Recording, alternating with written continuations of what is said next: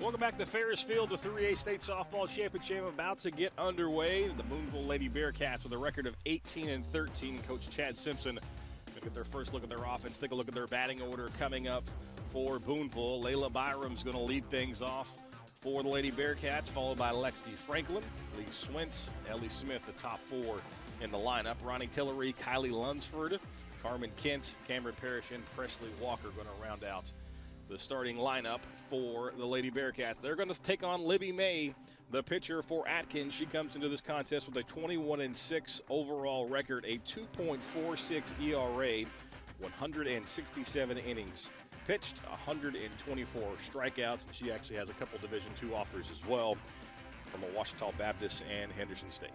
Right-hander Libby May has velocity going to sit around 59 to 60 miles an hour. May really likes to utilize the fastball, the curveball, a changeup, and a rise. But May's best pitch is her changeup, and what makes it so difficult for batters to hit against her is the fact that the changeup is coming in 18 miles an hour slower than her velocity. So you're talking about a difference in speed of 60 to about 42 miles per hour. So as a batter, you really have to be able to identify that changeup out of the hand early. Let's take a quick look at the Lady Red Devils defensive lineup. It's going to go Duvall, Gooden, and Prater across the outfield. Ketchum, Kaufman, Henderson, Limley across the infield from left to right. We've seen Libby May and her battery mate Kristen Flory behind the plate. So that's the lineup for the Atkins Lady Red Devils. And set for this 3A state championship game against the Booneville Lady Bearcats. 10:07 on a beautiful Saturday morning. It's going to get nothing but better here on out. Of course, this is the first of 4 championship games right here on Arkansas PBS. The 5A softball game going to follow here. And we got a little baseball action. So if you've got some time, make your way out to Conway for some baseball, softball, soccer championships are already underway today as well.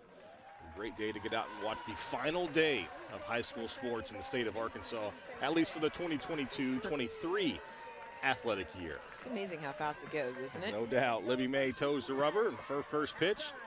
This is outside, and we are underway.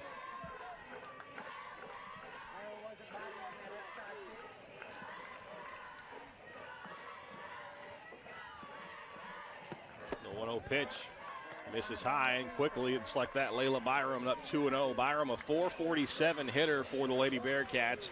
6 doubles, 3 triples, a lot of triples for this Booneville team. So they've got some speed throughout the lineup. That one catches the inside corner, and Libby May has her first strike of the contest. Bobby, to your point, you mentioned the speed of Booneville. 93 stolen bases on the season for the Lady Bearcats. So when they get on base, they love to run, create some chaos on the base paths. 20 triples as well. That's maybe the highest number we've seen of the finalists so far at this point. Triples are so difficult to hit because you have to have the speed and then you have to locate it in the right position just to be able to get around the bases in time. Chopper back to the pitcher. May fields it, fires to first, and she retires the first batter of this contest. Booneville, you mentioned the 18-13 overall record. Probably not as high of a win total as you'd expect to see in the championship game, but this team just caught fire at the right time. 9 of their last 13 they have victories. There's something to be said for momentum versus overall record. And you take the flip side of that, that means Booneville has also been tested as well. They've gone through the losses, dealt with that adversity, and found a way to put it together at just the right time. Here's Ellie Smith stepping into the box for the Lady Bearcats. .326 hitter, 11 RBIs on the season. She swings under that one, so she's quickly in an 0-2 hole. That's where Libby May really wants to work, is ahead in the count, working 0-2. That gives her so many more options. That one low and outside. What I like so far, maybe it slows down once the nerves and the jitters go away, but Libby May working really, really quickly. We've seen some methodical pitcher-catcher duos, not this one, though. That one fouled back into the Arkansas PBS signage. As a pitcher, when you find that groove, you really want to start to work quickly because you want to be able to disrupt the batter's timing. And so that's also, as you get later into the game, when you start seeing the step outs and the cat and mouse game between the pitcher and the catcher, who can throw someone off the other's rhythm. There's that changeup you mentioned. That one didn't quite make it to the play, but checks the swing, and they're going to say she was able to hold up. So that evens up the count at 2-2. It's the right call. It didn't look like she went around. What the umpires are looking for in that situation is whether or not the wrist break, the barrel comes around, just able to hold, but you can already see the difference in speed when the changeup is thrown. 2-2 swung on and a miss, so Ellie Smith goes down swinging, and the first two are retired in order for the Lady Bearcats. May going back to the rise ball, moving up and out of the zone, going to one of the harder pitches that she has in terms of velocity coming off of the changeup, and you see how it rises up out of the zone. Smith already moving down the first base line. There's no way for her to catch up to that ball. Lee Swint, the three-hole hitter for Booneville. 400 average on the season. First pitch swing and sends one right side, but right to the second baseman. Adrian Henderson makes the quick throw, and a quick 1-2-3 inning for the Atkins defense. 3 up, 3 down. Booneville retired in order. Atkins coming up. You're watching the Centennial Bank State Softball Championship on Arkansas PBS Sports. For every moment, for every memory, from that first car to your first home to your first child, and all the highs and lows that tomorrow might bring. For everything that matters most to you and your family, there's someone right around the corner dedicated to helping you protect what you love. Your local Farm Bureau Insurance agent. Farm Bureau Insurance. Real service, real people. This month in Passport on the PBS video app. Norma was one of America's very first black comedians. To be a nun, you just got to live a nun's life. And at 95, she's still doing it. Joni helps me imagine the world because she's so vivid with her lyrics. Celebrate songs of America's returning war veterans, co-written with top hit songwriters. These and other shows from Arkansas PBS are available with Passport on the PBS video app. Let me take you for a ride on the baseline.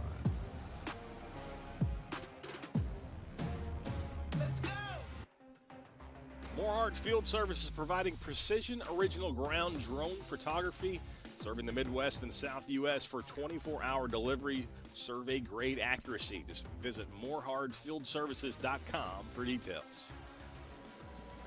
Booneville retired in order, top of the first, so the Lady Red Devils going to get their first hack at it. Also going to be our first look at their lineup. It's going to go Kaufman, Henderson, Gooden to lead things off. Flory would bat fourth. If anyone reaches, then Prater, Coffin, Lemley, Duval, and Ketchum is your designated player for the Atkins Lady Red Devils. Lexi Franklin in the circle for the Booneville Lady Bearcats. She's been a workhorse this year, 156 innings pitched, 15 and 12 overall. What's really interesting, though, 92 runs allowed, but only 41 of those have been earned, so a 1.83 ERA for the right-hander. First pitch down and away as we get underway here in the bottom of the first. Bobby, you mentioned those numbers with the 92 runs, 41 earned. It's going to be really important for the Booneville defense to play behind Franklin today because Atkins doesn't strike out very often. They put the ball in play a lot, and so the defense is going to have to be ready as Franklin primarily pitched to contact. Played a much cleaner defensive brand of softball down the stretch, and that's what helped them make a run in the 3A state tournament that was played in Northwest Arkansas this past week. That one splits the heart of the plate. Franklin, 226 strikeouts, as you mentioned in the open, a high-volume strikeout pitcher. Maybe some command issues at times, though. 81 walks in those 156 innings. The 2-1. That one chopped foul, really dove in on the hands. Really nice late break there from Franklin. Still only a junior, so she's going to have another year to develop, but already you see the movement and why there's interest in her playing at the next level. That ball really getting in on the hands of May as it's coming across the plate. That's really tough to foul off. Libby May stands in for Atkins, swing and a miss, so pitcher-on-pitcher violence there. One strikes out the other. The first batter of the inning is retired. Take a look at the Booneville defensive alignment. Starting the outfield, Ferris Stringer's out and left. Freshman Presley Walker in center, and Carmen Kent is out and right. It's going to go Swint, Byram, Parrish, and Smith across the infield. Franklin's your pitcher, and sophomore Ronnie Tillery is behind the plate to make up your battery. First pitch swing, and that one dribbled out towards around short. The throw is high, and it goes to the backstop, and the runner going to be able to advance to second. So that's McKinley Kaufman, not wasting any time. The infield single, and going to advance to second on the throwing error. First pitch swinging from McKinley Kaufman. I like the aggressive approach there by Atkins. It was a good pitch to hit, caught the inner middle third of the plate, goes right after. You see the contact point a little off the hands. That's what causes that drop in the infield. And then good recognition as that throw sails a little bit high to take the extra base and to put herself into scoring position. It looked like Kaufman was going to beat the throw either way, but the errant throw allows her to move up 60 feet. Again, first pitch swinging from Adrian Henderson, the second baseman for Atkins. That one fouled on the left field line. Henderson, .333 average on the season, second best on the team with her 24 RBIs. 3 home runs to go with it. She had the game-winning sacrifice fly to help Atkins beat Lamar in the semifinals. Just low. So much of what goes into a number 3 hitter, Bobby, to your point, is being able to produce in the big moment. So having that sacrifice fly in the semifinal win over Lamar, this is a player that can get it done and can handle the pressure. And changeup had her well out in front. So Franklin gets ahead in the count, 1-2. We're going to see some good changeups today. So hard to one, time up the fastball, and all of a sudden they pull the string, if you will, and that one likely would have caught the outside corner, just dies right at the plate. Really nice pitch there. The other thing that makes that changeup so difficult is you see on the follow-through, and we'll see it again as this game continues to go on, it has a little flip action to it as she's releasing it, so it causes that drop. So not only is there a change in velocity, but it has a tail-off movement as it gets to the plate. The 2-2 lifted right side. First baseman ranges over, and Ellie Smith, the sophomore, makes the catch. 2 down here in the bottom half of the first. Franklin working the upper inner part of the quadrant. It's a good decision going up against a hitter who's aggressive, that's crowding the plates, bringing that ball in off the handle. The only thing that Henderson's going to be able to do with it is pop it up on the infield. Here's Lexi Gooden, .398, team best average, 26 RBIs, also leads the team, 13 doubles on the season for the center fielder. She takes ball 1. Exactly who you want at the plate if you're an Atkins fan here in the first. Chance to give yourself a lead with a runner out at second. Watches that one go over the outer half. The count's now even.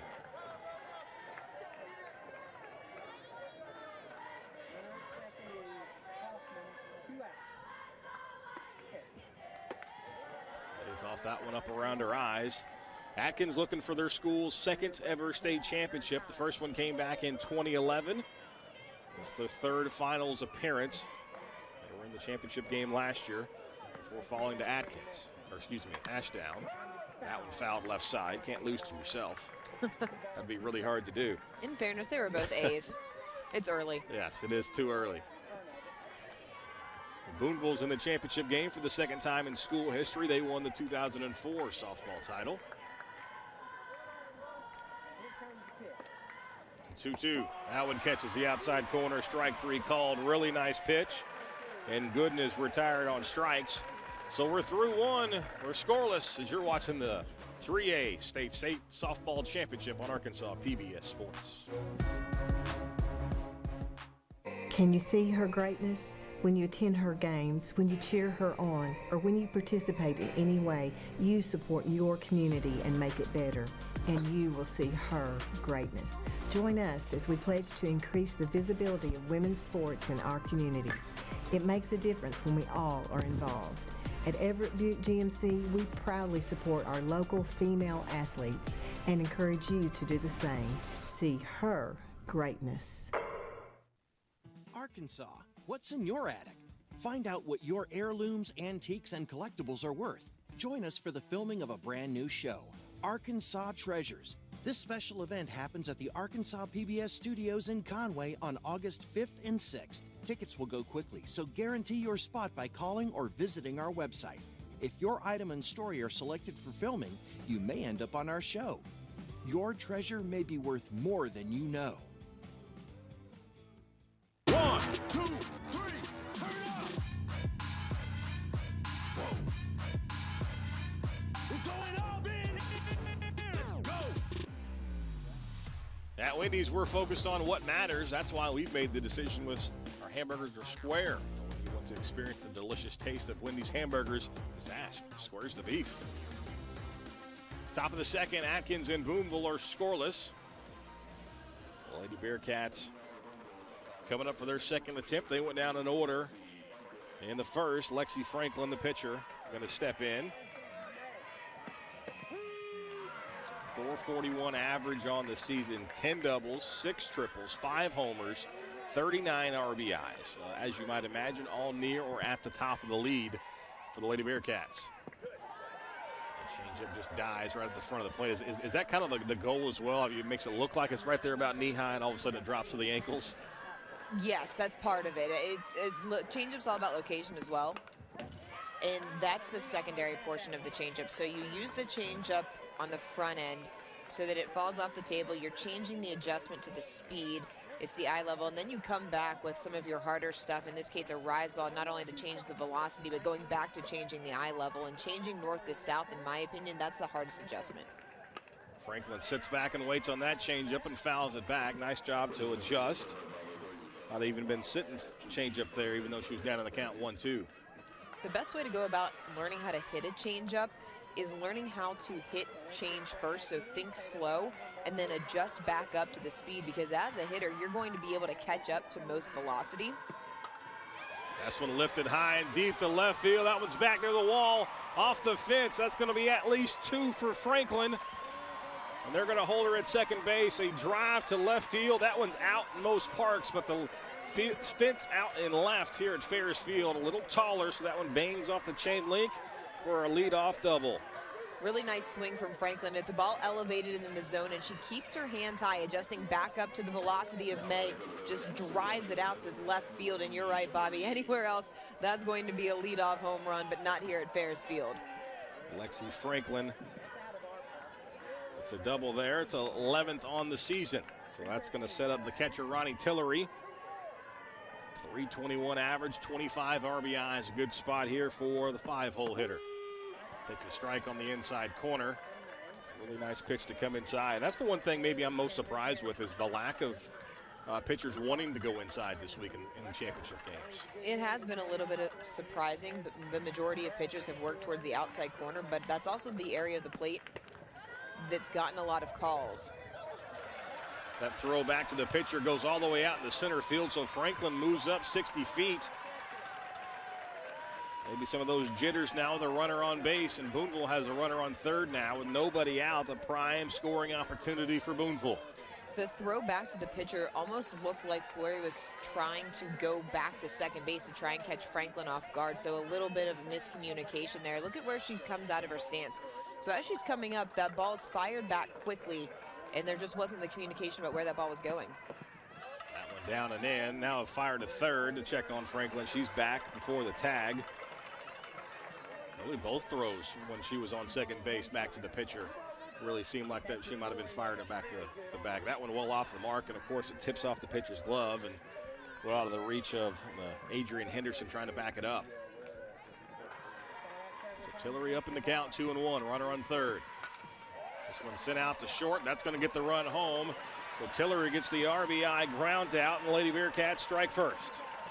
Really good at bat by Tillery, putting the ball in play with the runner on third. That is your responsibility as a batter when there are less than 2 outs and you have a runner in scoring position.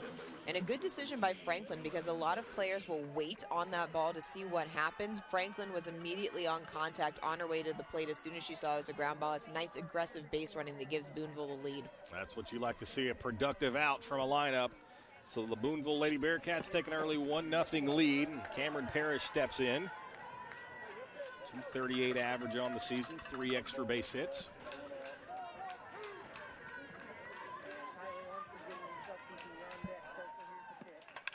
That one lines to left field right over the third baseman's head.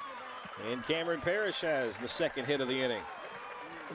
Booneville has barreled up a couple of these balls here in the top of the second inning. Parrish, a ball again on the middle inner third of the plate, and at the high school level, that's the danger part of the plate. That's one of the reasons why we haven't seen pitchers go in on the inside quite that much, as you see Parrish able to clear that front side, bring the barrel through. Really well struck ball. So let's put on the coaching hat and really dive into the strategy. Do you have to have maybe top-end velocity at the high school level to really get in underneath the hands to be successful on a consistent basis? You do. Typically in the high school level, you're looking for velocity mid-60s, so it's like 63, 64 if you're going to be able to get strikes on the inside corner that are either called strikes or swings and misses, because fastballs are the easiest pitches to hit at any level, and so players are able to time that up well, which is why you've seen the evolution of the game. Pitchers really starting to pound that outside part of the plate, because at the high school level, batters typically don't have the patience yet to let the ball travel deep like you do in the college level. And Kylie Lunsford steps in now. The designated player wears number 0, 283 to average, 6 extra base hits, 16 RBIs on the year for the Lady Bearcats.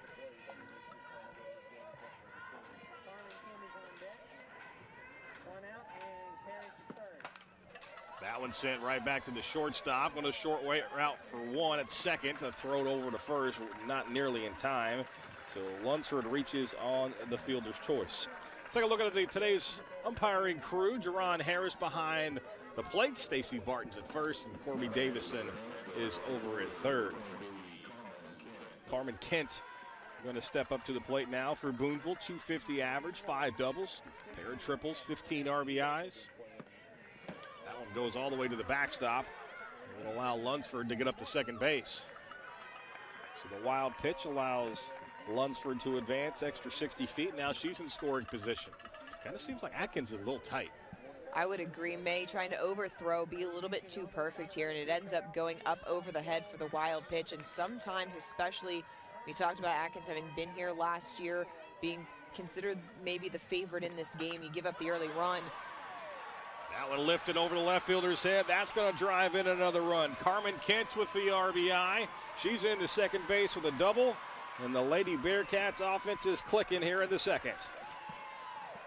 Booneville able to take advantage of a couple of Atkins miscues in this inning, because the wild pitch allowed Lunsford to move to second base, able to score easily on the double by Kent.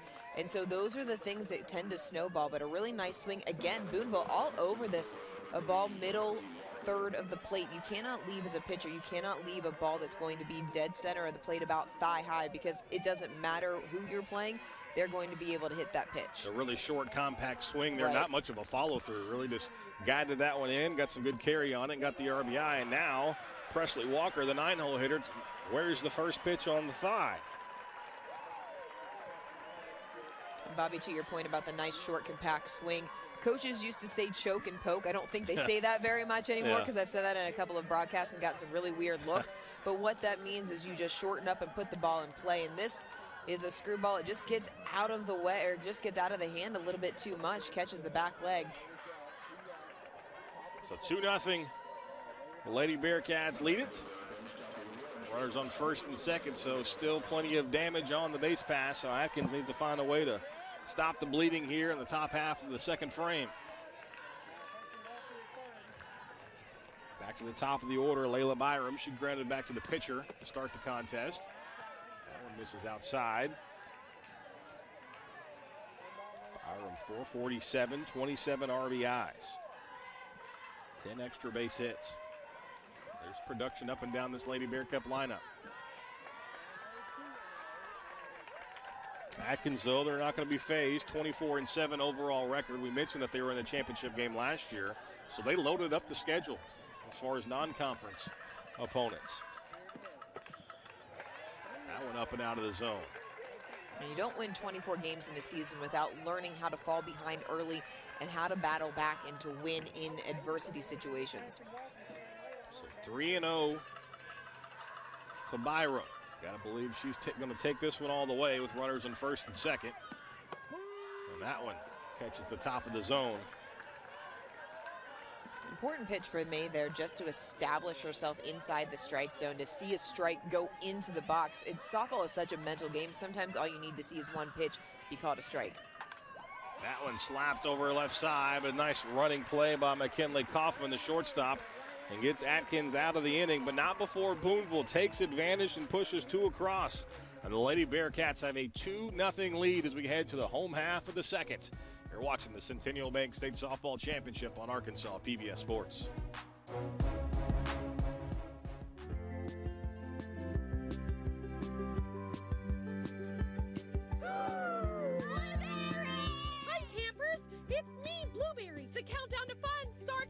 3, 2, 1.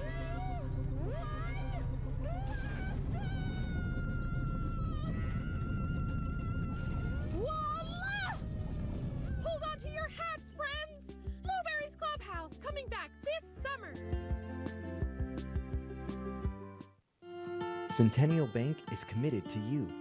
Since our founding in 1999, we've become one of the nation's most trusted banks by remembering that you come first, by empowering our communities to reach their highest potential through our dedication to local charity, education, and exceptional service, because we are proud to call Arkansas home. Banking with you in mind, Centennial Bank, member FDIC. We never gonna stop.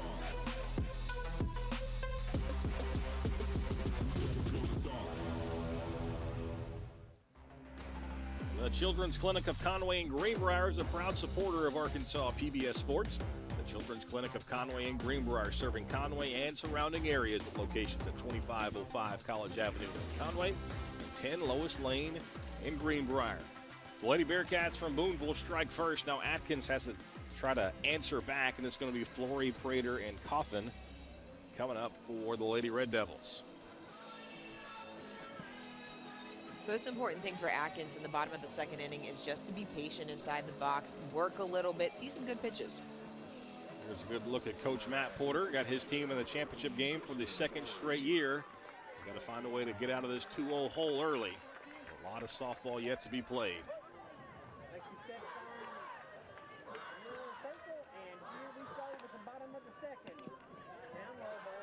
That one just below the knees, doesn't get the call.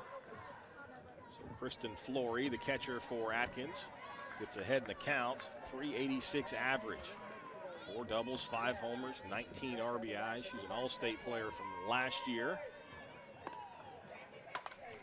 This one sent the other way. Right to the well-placed Carmen Kent, the senior right fielder for Booneville, makes the play and 1 down. Good swing by Flory, just happened to find Kent waiting out in right field, but those are the type of at-bats that Atkins needs. Puts a good barrel on the ball. It's a ball that's elevated in the zone. Flory keeps the hands high, misses it just by a little bit, under it just a little. That's what is the difference between a fly out deep in the outfield versus a home run. Kenley Prater steps up to the plate now for Atkins. She's first pitch swinging. Right to the second baseman, though. Cameron Parrish, the freshman, makes the play quickly. 2 up, 2 down, but both hard-hit balls by this Atkins offense. And if you're Atkins, you like the approach here at the plate. This is a really well-struck ball. Hard off of the bat, barreled up, timed perfectly.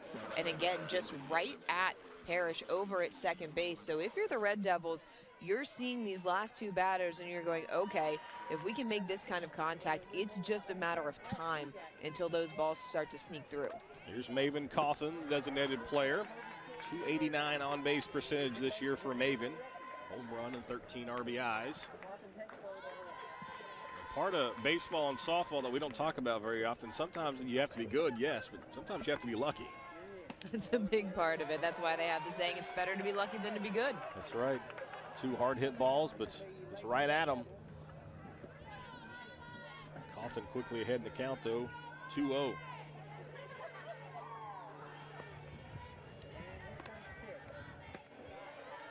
Down below the knee, so she's ahead 3-0.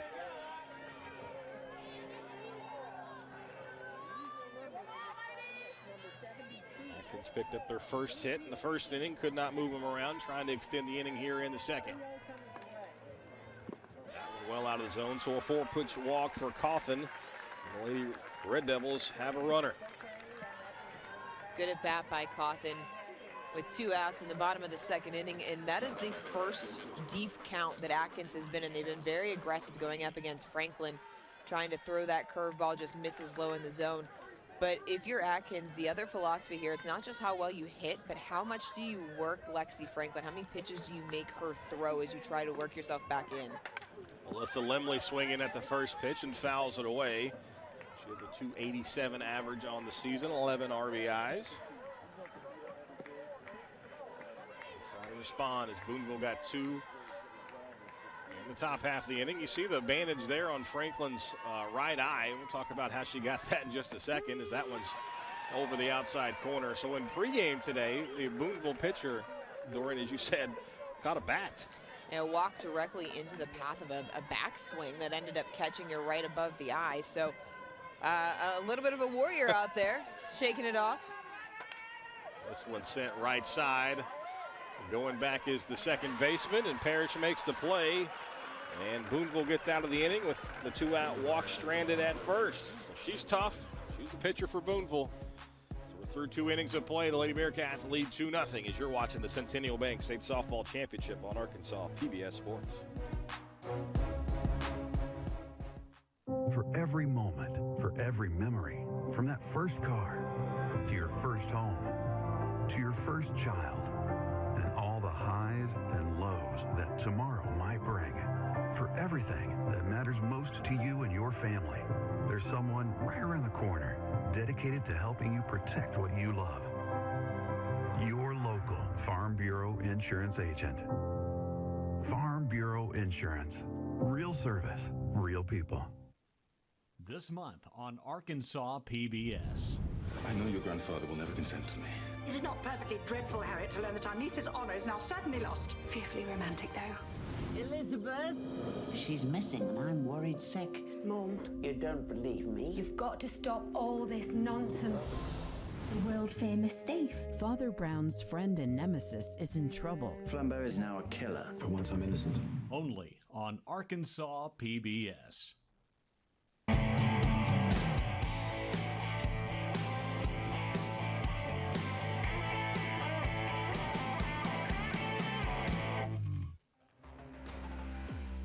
Raising Cane's Chicken Fingers is a proud supporter of Arkansas PBS Sports. For those in the community looking for meal options after the game, Raising Cane's is known for their hand-battered chicken fingers and special sauce. Raising Cane's Chicken Fingers. One love. Top of the third, here in the 3A State Softball Championship. Booneville Lady Bearcats already out to a 2-0 lead as they pushed across 2 in that second inning. Now looking to add to it. Ellie Smith sends one the other way to short. Nice play there by McKinley Kaufman, but she throws not in time. And Ellie Smith leads off the third with an infield single. Another hard hit ball by Booneville. This one off of the bat of Ellie Smith. Kaufman does a good job to smother it, keep it on the infield. Otherwise, that was a gapper. But again, moving through the box, it's the contact point. Hard to see there because Chad Simpson's blocking the angle in the coach's box. That's his right. But the timing right now of Booneville is making all the difference. They are all over Libby May. Brings up Swint. She's first pitch swinging. And underneath the hands. A wave and a miss. Here's Coach Chad Simpson. He's got his team playing well at the right time of the year. Doesn't matter how you win them, it's when you win them. Momentum, a very real thing. Bunt there, waved on and missed. Almost a snap throw to get the runner Smith at first, but she's back underneath the tag.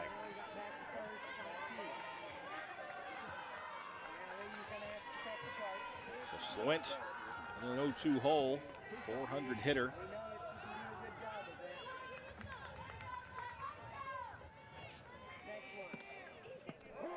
Change up, could not get the bat off the shoulder, and she goes down looking. So a big strikeout there for Libby May. She's going to try to stunt this momentum that Booneville has going. And for May to start making a difference now the second time through this Booneville order, she's going to need to start working in the changeup more because you see how it just completely locks up Swint, and that's a great angle. You can see exactly where it crosses the knee pad. That ball is a strike, even though it's low in the zone. Lexi Franklin, the opposing pitcher, now steps into the box, starts off the at-bat with a changeup, but that one misses outside. That was an excellent replay there. You can see it's above the front knee, right, and then below the back knee is how quickly and suddenly it drops. That one up and away. Franklin ahead 2-0 in the count. If Booneville continues to time up the velocity of May, well, she really needs to utilize that changeup multiple times within an at-bat to keep the Lady Bearcats honest. That's the purpose of the changeup, and when you can mix it well, that's when you keep opposing hitters off balance. This is low, 3-0. This is the second time through the lineup now. Franklin, the cleanup hitter for the Lady Bearcats. Smith's on first. She lit off the inning with the infield single. Franklin taking that one all the way, called strike. The ball gets away from the catcher and allows Ellie Smith to move up 60 feet. Right now, Atkins needs to just clean up the little things. They've had a couple of defensive miscues that have allowed Booneville to take extra bases, and those are the times where the Lady Bearcats have taken advantage because both of their runs have come after defensive miscues. It probably wouldn't have mattered anyways. There's ball four anyway, so. No, I believe they called that a strike, and they're going to say, so Ellie Smith advanced to second base. That might have just been an intentional walk there. Go ahead and issue ball four. So Franklin, one of the best hitters on the team for Booneville. So scratch what I said about defensive miscues. Yeah. Never mind. Yep, so they do issue the intentional pass. So Franklin goes her down to first, brings up Ronnie Tillery. First pitch swinging there. That one's fouled maybe off her foot. She spiraled out of the batter's box. That never feels good. Especially as we hear at 10:41 on a Saturday morning. I don't care what time of day it is. It can be 10:41 in the morning, 10:41 at night. That always hurts. There's the changeup there, just outside. There's a really good look at the velocity difference, which it is 15 to 18 miles an hour slower. So it's around 60 miles an hour to 40 to 45. Now you change the eye level and the velocity of the high fastball and can't catch up to it. And beautiful sequencing there from May, going change up on the outside corner. Yes, it was a ball, but then changing the eye level with something that's coming in almost 20 miles an hour faster, and you can see there Franklin not able to catch up. This one lifted up and out of play down the left field side. So Tillery and May locked in a good battle here. Runners at first and second, one out here in the third. Booneville.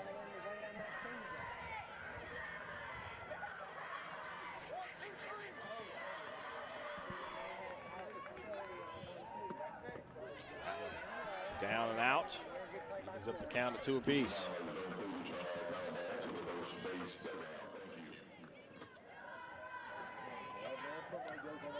Really feel the momentum, really leaning to those wearing purple and gold. It feels like a big moment in this game. Top three, still only one away with 2 on for the Lady Bearcats. That one in underneath the hands, but able to barrel it up just enough to foul it out of play.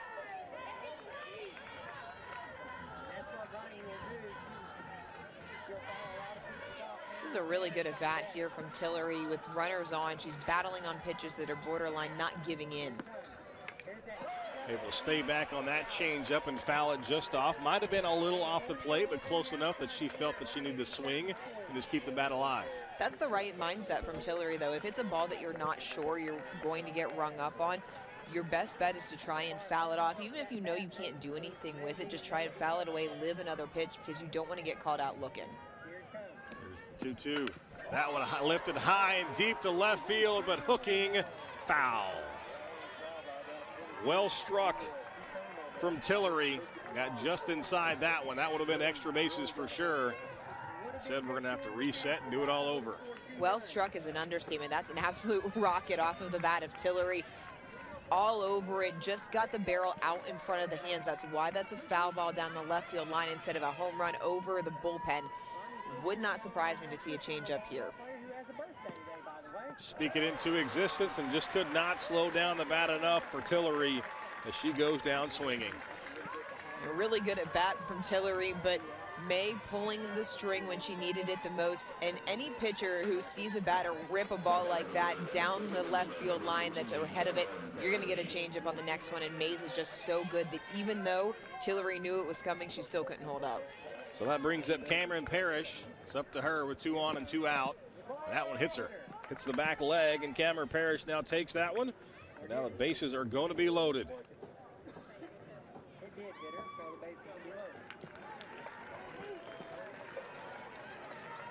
So second hit by pitch today for Libby May. We'll load the bases for Kylie Lunsford.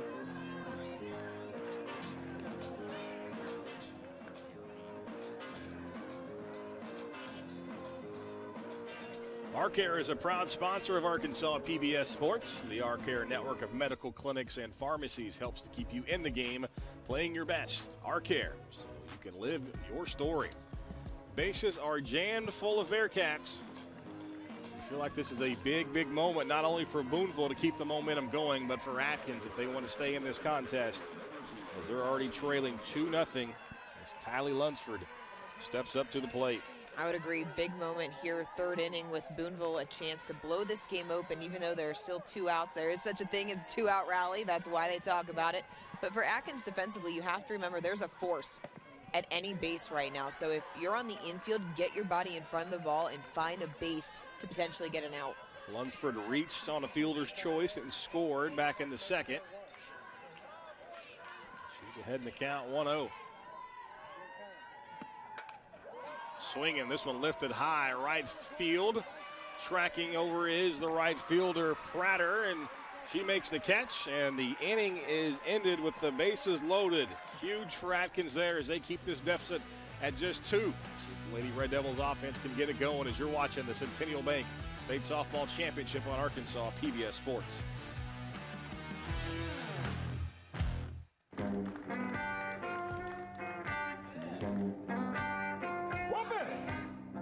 People would come from miles around to come to 9th Street just to see what it was like. I'm saying this was the mecca of entertainment in the South. I'm gonna blow the roof off of this sucker. Oh, yeah. We thought we was on top of the world.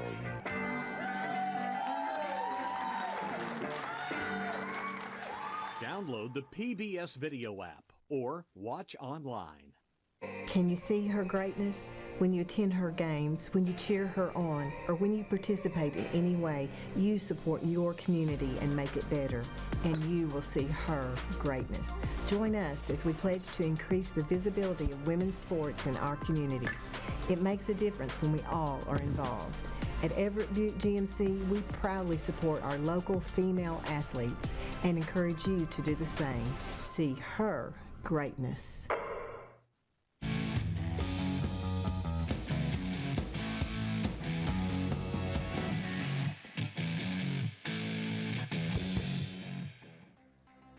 Take a look at their Arkansas PBS Student All-Star Game of the Game, or Game of the Day, or Player of the Day.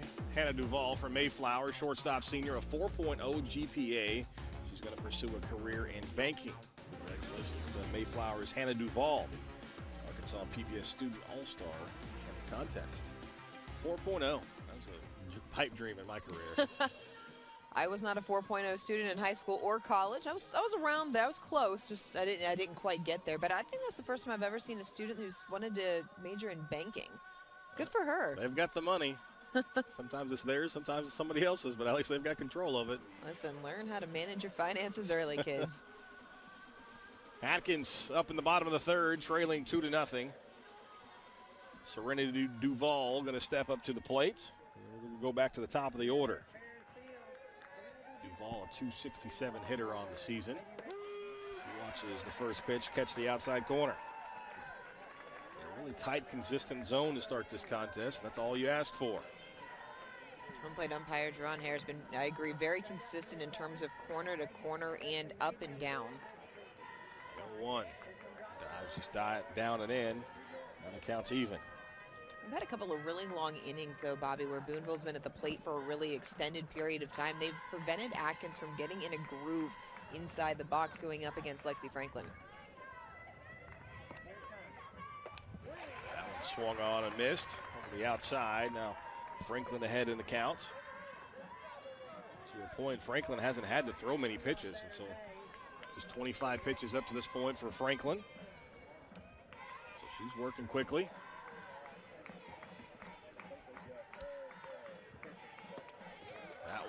Just below the knees, so runs the count full. A lot of that has to do with the efficiency of Franklin in the circle, but also the aggressiveness of Atkins. Right. First pitch swinging a lot. Two sides of the same coin. You can be aggressive. There is such a thing as being overly aggressive. Atkins has had good swings, though. That one sent out to short. Byram's throw to first. Plenty of time. Retires the leadoff hitter Duvall for the first out of the inning. Right now, Franklin just cruising through this Atkins lineup. Pitch down the center of the plate. Duvall just gets on top of it, tops it over to shortstop Byram right there. Strong throw over to Smith at first. So the first time through the lineup for Atkins resulted in a lone single and a lone walk. The only 2 base runners up to this point for the Red Devils. Again, first pitch swing and sent out to center field, but gets over the head of Walker, and that's going to be extra bases for Libby May. Double off the center field fence, and the Lady Red Devils have their first runner in scoring position. Nice piece of hitting there from Libby May. Second time through the batting order, makes the adjustment. Hunting on the first pitch, gets one a little bit elevated in the zone. You can see it's right there around belt high. May just puts a nice swing on it, doesn't try to do too much. That's the crucial thing as you get later into these games, not trying to overhit. May just squares it up, nice solid double. Kaufman swinging at the first pitch again, sent out to right, and that one gets over the head of Kent. That's going to bring home a run. Kaufman's got a pair of hits already, and the Lady Red Devils are in business as Kaufman ends up at third after the throw, and just like that, Atkins is back in this contest. Back-to-back base hits by the Atkins Red Devils, and the line drives are the hardest balls for outfielders to make a play on. Another well-barreled ball. Those line drives continue to rise, which is why it's so important as an outfielder. You take that first step back so you're able to track it down. That being said, that ball was struck so well. No one was catching that ball, but a really good job by Kent to regroup and get that ball in quickly. So the RBI triple for Kaufman. It's got Atkins on the board.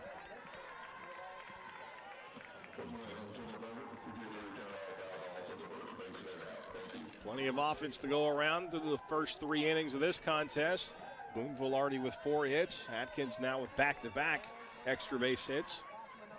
We've seen the spectrum of games in this state championship run, haven't we? Henderson chops one foul left side. Prime opportunity to tie the contest here. Tying run just 60 feet away down at third. Anderson up. Alexi Gooden is next.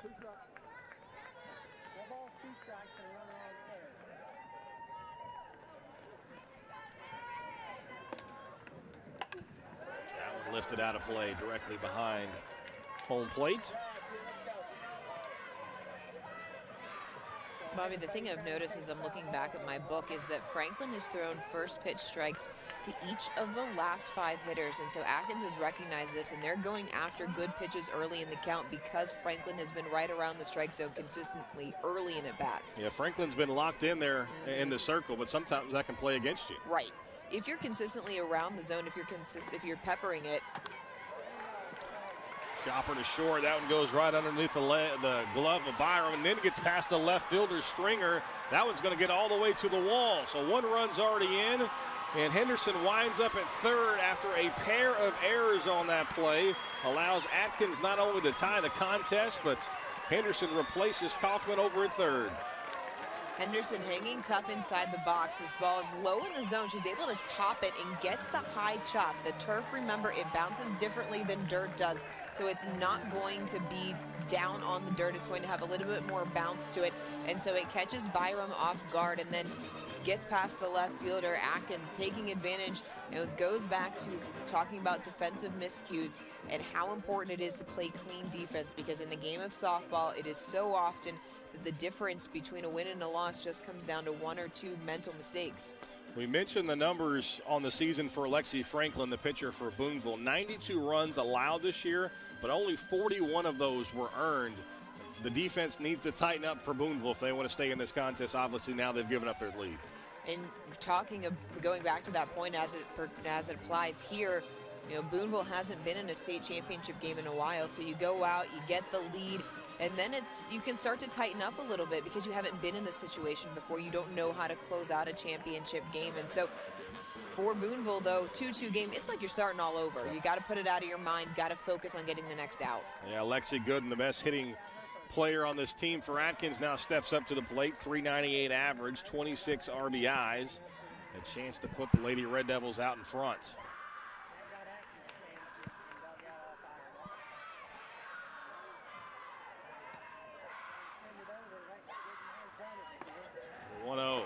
Up and out of the zone. As a pitcher now, that you've given up a couple of hard hit balls and then a couple of defensive miscues, how do you settle yourself down? Because those things are really out of your control. Typically, I would say the best way to settle yourself down is to pump in a couple of strikes early in the at-bat. but against a hitter like Gooden, you can't risk leaving one that's too fat in the center of the plate with a runner on third. So this feels like a courtesy walk to Gooden here to try and work around her and go back to work against the bottom half of the order as you go 4, 5, 6, or 5, 6, 7 rather. The ever famous unintentional intentional walk there. Gooden takes first base on 4 pitches. Now runners are on the corners for the catcher, Kristen Flory.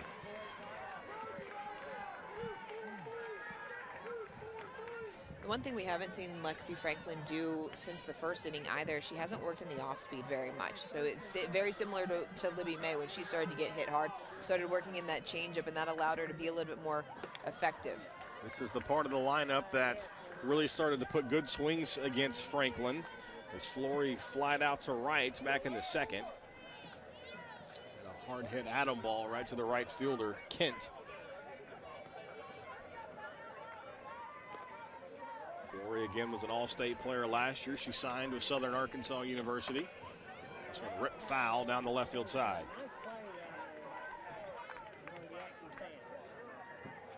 Be a Lady Rider. Mm-hmm. I do like the collegiate mascots throughout the state, though. You got the Mule Riders, you got the Golden Suns, you've got the Boll Weevils. That's Arkansas Monticello? Yeah. Of course, on the male side of thing, you can't forget about those Wonder Boys. That's right. That might be my favorite. That one popped up. Out of play. As a former UCA Bear, I don't agree with any of those. Listen, I was a Hokie. I've got no room to talk here. Counts 1-2 to Flory. Runners on first and third. 1 out. That one sent down towards third, but just foul. Good effort by Swent, the Booneville third baseman.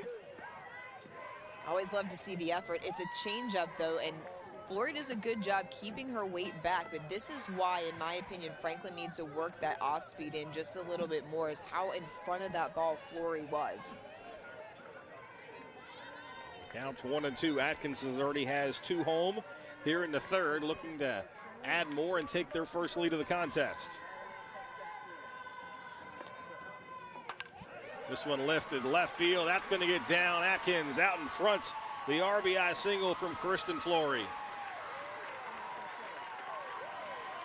Solid piece of hitting by Flory with a runner on third base. Got a ball that was up in the zone, a little bit off. Wasn't a pure off speed, a little bit lower in velocity, and just kept her weight back. You can see how she hits off of the back hip. That's the key for hitting. Look at how far she is in her stance when that ball gets to her. She's really pushing off of that back hip. That allows her to keep that power behind her and drive the ball down left field. Really good 2-strike swing there. Shortens up, just puts one in play, finds a hole. So first and second now for Kinley Prater. Trying to add on to this already big inning. If you're Booneville, you've got to find a way to settle down, as Atkins is really putting good swings on it. That one popped up right side, but the play cannot be made by Ellie Smith. Couldn't locate the fence. And it falls harmlessly to the turf. Bobby, softball is a game of peaks and valleys. 7 innings may not feel long to people who are watching, but when you're in it, 7 innings can feel eternal. And so you have to learn how to manage your emotions and ride out those peaks and valleys and find some nice middle ground even when things aren't going your way. Takes that one on the inner portion of the plate, so she's behind in the count 1-2. Yesterday we saw a game that had 34 combined strikeouts and didn't know if any would ever score. Right. This one kind of has the feeling that it might take 6 or 7 or maybe even more to win today. Fouled away. This one feels a little bit more like the 6A matchup between Bryant and Cabot, the slugfest, and that goes back to learning how to manage the emotions and finding a way, because Bryant was trailing heading into that 7th inning and plated 5 to end up knocking off Cabot.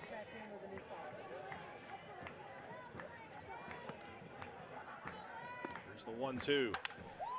Ropes the left side again, but again it goes foul. And Prater is right on it. Prater all over these pitches on the inner half of the plate. Look at the contact point. It's going to be out in front of the plate. Hands just a little bit out in front of the barrel. To keep that ball in fair play, you got to let it travel just a little bit deeper into the stance. You need to hit front hip as opposed to out in front. Those change up there to change the speed. The infield fly rule in effect. Doesn't matter though, as Byron makes the catch. Second out of the inning and a much needed out as Prater is retired. A big out for Booneville. Change up, smart idea from Franklin. Way out in front of that is Prater, can't adjust to the off speed. You can see how far in front on that left foot that she is. Infield fly is especially important because you're just kind of able to reset yourself now with 2 outs. Maven Coffin looks at a called first strike.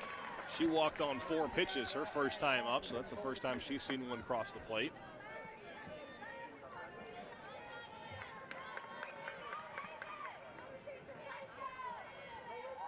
Eighth batter of the inning to come up for Atkins. And Coffin sends one high out to right field. The center fielder coming over, she makes the play. Presley Walker and retires the side. But not before Atkins pushes 3 across and takes their first lead of the game. It's 3-2 in a 3A championship game, and you're watching it on Arkansas PBS Sports. Centennial Bank is committed to you. Since our founding in 1999, we've become one of the nation's most trusted banks by remembering that you come first, by empowering our communities to reach their highest potential through our dedication to local charities, education, and exceptional service. Because we are proud to call Arkansas home. Banking with you in mind. Centennial Bank, member FDIC. The 2023 New Member Challenge is underway. We're over halfway to reaching our goal of gaining 2,023 new members by June 30th, which means we are closer to receiving the $25,000 challenge fund provided by individual donors and Arkansas businesses. If you recently became a new member or are already a donor to Arkansas PBS, thank you for supporting our station and the programs you love. If you are not yet a member, there is still time to help us reach our New Member Challenge goal.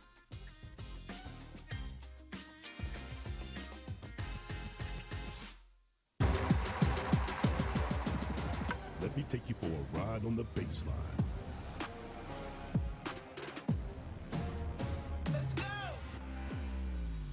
Griffith Leggett Funeral Home is a proud supporter of Arkansas PBS Sports, serving the Conway area, located at 1751 Dave Ward Drive in Conway. Griffith Leggett, proudly serving our communities in Central Arkansas since 1936. Atkins out in front for the first time today. Booneville needs to respond after that big inning from the Lady Red Devils. If Booneville can take anything away from this game up to this point, it's the fact that they've been able to hit Libby May pretty hard at points during this game. The Lady Bearcats have barreled up balls well. They've gotten runners on base, and so a one-run game, the way that Booneville has been batting, really isn't that much. You just have to go right back to work. Called first strike on Kylie Lunsford.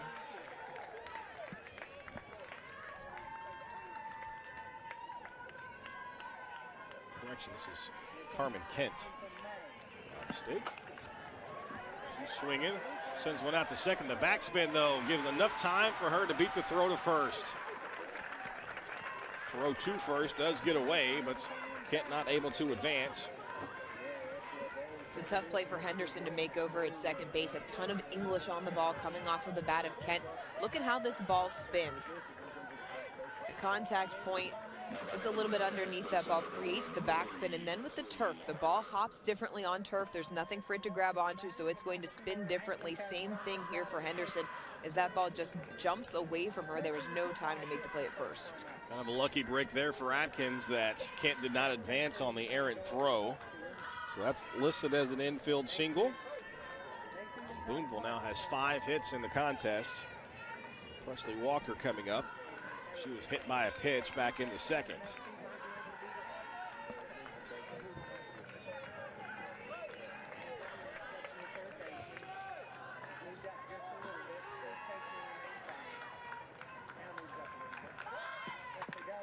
Lays down a bunt, and that one rolls just foul. So Booneville trying to play a little small ball and move the runner up.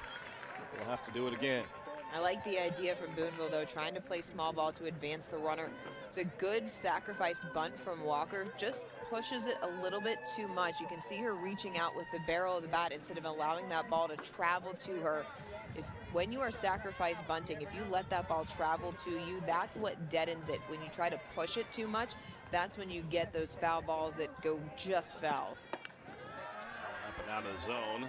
Not scored a bunt there, though, did Kent. Atkins expecting a square to bunt, though. That's why May going with the rise ball, trying to maybe get away with an easy pop-up on the infield. He seemed to have settled down since that rough second inning. Bit of a trouble here after the infield single. That one also misses out of the zone. That's just the way Kristen Flory works. It almost looks like she's about to fire back to second base every throw. Kind of makes you question what you're seeing. Everyone has their own style. That one foul, backing out of play. Booneville in their second championship game appearance in school history. Fast pitch softball started in the late 1990s, 98, 99, I believe.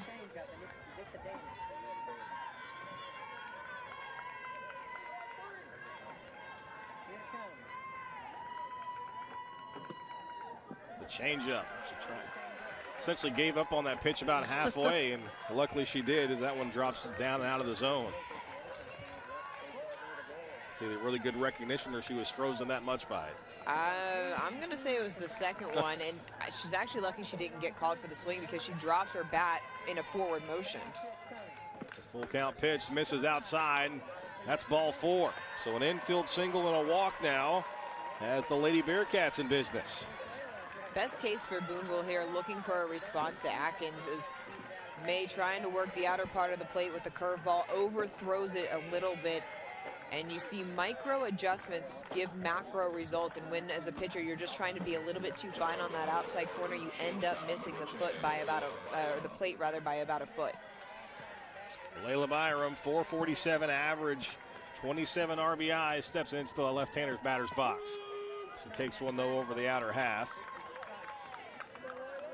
Booneville able to apply a little pressure here. 2 runners on, nobody out, top of your lineup. Byram has really good barrel control and a lot of speed, and so this is going to force Atkins to be very solid in their defense. The Red Devils going to have to communicate here about coverages and where the throw should go. This is outside, evens up the count at 1-1. You really feel like this needs to be a productive at-bat from Byram, whether it's just moving the runners over. Obviously, you'd love a base hit if you're a Booneville fan. You got to find a way to get those 2 runners into scoring position with 1 out. And with Byram at the plate, if she grounds the ball to third base, that's going to be an easy out for Atkins. So she either needs to shorten up and poke the ball through to the shallow part of the outfield if Byram is going to go to the left field, or she needs to be able to get around the ball and bring it to the right side of the field to at least advance the runner on second base. But to that point, that's also why you're seeing May really try to work the outer part of the plate. She's trying to force that ball on the ground to third base. Again, staying on that outer half, and now she's run the count to 3-1. And may have to give in a little bit here to Byram. If I'm Byram, I'm looking for a good pitch to Hunt here because, exactly to your point, Bobby, May does not want to issue a walk to load the bases full with nobody out in the 4th inning. The heart of the lineup is coming up. That one down and away, so she gets ahead in the counts. Did Libby May, but 4 straight out of the zone. Has now loaded the bases for the Lady Bearcats. Infield single and a pair of walks have Atkins in a jam. Good look at the Booneville faithful who made the trip. We're going to get a mound visit here from Coach Porter and talk things over. Ellie Smith coming up to the plate, 326 average for Booneville. So with nobody out, this has the makings of a huge inning for the Lady Bearcats. It's the exact reason why you're seeing Matt Porter out in the circle talking to the infield, trying to calm everybody down. And the other conversation that's being had here is making sure that you know defensively where the ball needs to go. I expect Atkins to come out with a shortened defense, trying to cut the run at home, So bring everybody in, but that means the ball gets on you quicker. And so you have to be aware as a fielder, if the ball is hit to me, where am I going in this situation? And so even at the collegiate level, you'll see coaches come out and have that conversation, because in the heat of the moment, it's very easy to forget and just go routinely, oh, I need to go to first, oh, I need to go here. But no, in a one-run game, you really need to make an emphasis to try and cut down this runner at home plate. You could see Coach Porter there not only talking to his pitcher, but talking his entire unit, as you just talked about. Make sure you know you go the short way, get the outs. Don't try to force anything too much, but trying to make a spectacular play, because the most important thing, if the ball's put in play, is to get an out somewhere. So Ellie Smith steps in. She's 1 for 2. Struck out in the first, single in the third. That one misses off to the edge of the plate, close, but does not get the call. That's when sometimes that late movement is a bad thing. Yeah, I'm a little surprised here. Atkins is playing normal depth, so right now the Red Devils not moving in the infield or the outfield. Waves and misses that one, does Smith. Count now 1-1. There's a good look at the alignment there. They are back across the field. Typically in this situation, you would expect to at least see second and shortstop, even with the bases. Another swing and a miss there from Smith. And so she's now behind in the count. Might have chased those two out of the zone. Up and away. Felt like Smith pressing a little bit in this situation. We talk about how Atkins recognizes this is a big situation. So does Booneville. That one out of the zone as well. Does not chase. I mean, this is the dream scenario. Bases loaded in the state championship game. You always want to come through with a big hit. Dream scenario if you're a player that thrives under pressure. Some players don't. They don't like the big moment. Smith lays off that one, and now the bases are loaded and a full count. Won't be in motion as there's no one out. This is a crucial pitch for Libby May, the junior pitcher from Atkins. Checks the wrist. The signal. This one chopped back to the pitcher. May comes home for the out. A quick throw to third, almost there, but not in time. So the force out is made at home. The first out of the inning is recorded, and everybody moves up 60 feet. Really great defensive play by May, fielding her position, because she had to jump for the ball and then reset. But the most important thing is watch how she gets up for this ball, resets herself, and then delivers the strong throw to home. I can't tell you how many times I've seen pitchers make a good play to stop the ball, but then they rush the throw, and so a good job by May to ensure she got the out. Yeah, Lee Swint, chopper back to the shortstop, gets by the pitcher, but Kaufman able to make the throw and get the out, but the run does come home to score, and that ties the contest on the RBI single from Lee Swint. A big ball put into play by Swint. It's just enough to get past the glove of May, who slows it down just a smidge. Atkins able to get the out, but Booneville with the response to tie this game at 3. Yeah, I said RBI single. That's my mistake. RBI ground out.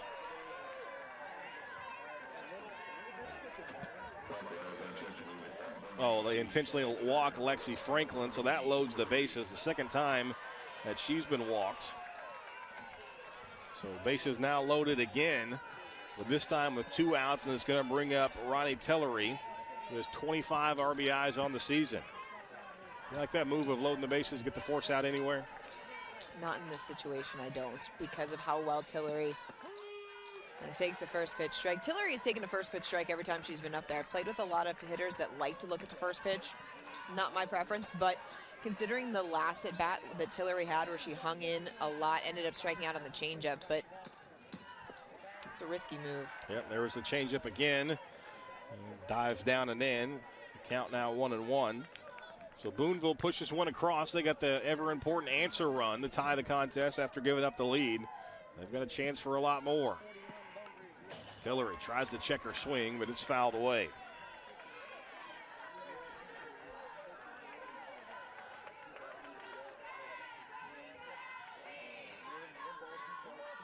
Ball up. Yeah, Tillery just trying to check the swing, not quite able to get the barrel back. Counts 1-2. May, her delivery just off the edge of the plate, now 2-2. May trying to expand the zone there. After Tillery goes after the same pitch on that same portion of the zone, May recognizes it, goes about inch or so further. That one, again, tried to go back to that changeup, misses inside, and now with the full count, the runners are going to be in motion. So one gets to the outfield, two likely going to score for the Lady Bearcats. All comes down to who can produce in the big moments. Full count pitch for May. That one up and out of the zone, and that's an RBI base on balls, and Booneville back out in front. Tillery with the good at bat there, drives home the run, and one of the cheapest RBIs you'll ever receive in life. Hey, they all count the same in the scorebook, and it's a very patient at bat by Tillery that ends up paying off because she swung at that pitch 2 pitches ago, but made the adjustment to recognize it, able to calm the nerves down a little bit and not overswing. So Cameron Parrish now going to step up to the plate. She's reached in both of her appearances. Single in the second, hit by a pitch in the third.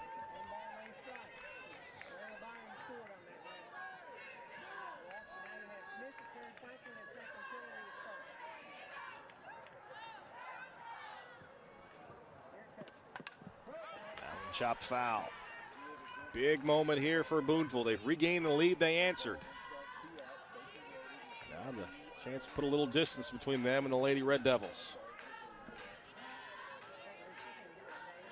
I'll hear coaches talk a lot about when you get punched, what can you do to respond? And right now, Booneville, with a statement response, being able to load the bases and push 2 runs across after giving up 3 in the bottom of the third. So that one misses low. And now Parrish ahead in the count.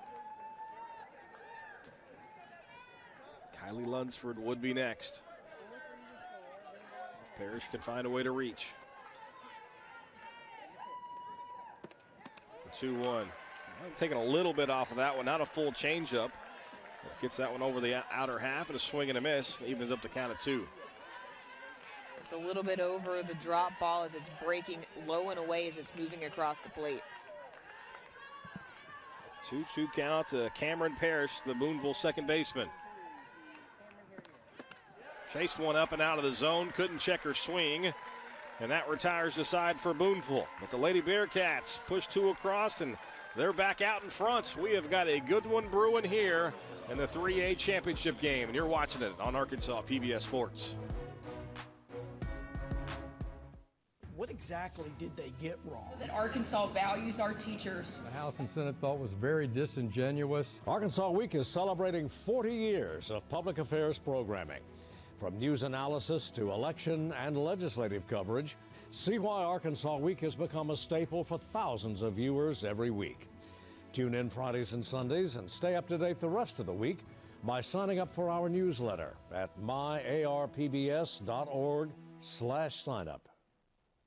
For every moment, for every memory, from that first car to your first home, to your first child, and all the highs and lows that tomorrow might bring. For everything that matters most to you and your family, there's someone right around the corner dedicated to helping you protect what you love. Your local Farm Bureau Insurance agent. Farm Bureau Insurance. Real service, real people. 1, 2, 3, turn up! Whoa. It's going up in here! Let's go! Hotel accommodations and sponsorship for the 2023 Arkansas High School Baseball and Softball State Championship broadcast are provided by the Hilton Garden Inn at 805 Amity Road in Conway and the Home to Suites at 820 Bill Dean Drive in Conway. We've had an answer for the answer. Does Atkins have a third answer? That'll be the question. If you're not confused by how we got here, it's 4-3 Booneville out in front. Alyssa Limley going to step to the plate. Atkins sent 8 batters to the plate in the third. Franklin's delivery misses low. Same theory applies here for Atkins in the bottom of the fourth as it did to Booneville in the top half of the inning. What you did to get yourself here in terms of runs is what you need to continue to do. That one misses low, 2-0. Limley, 287 batting average on the season.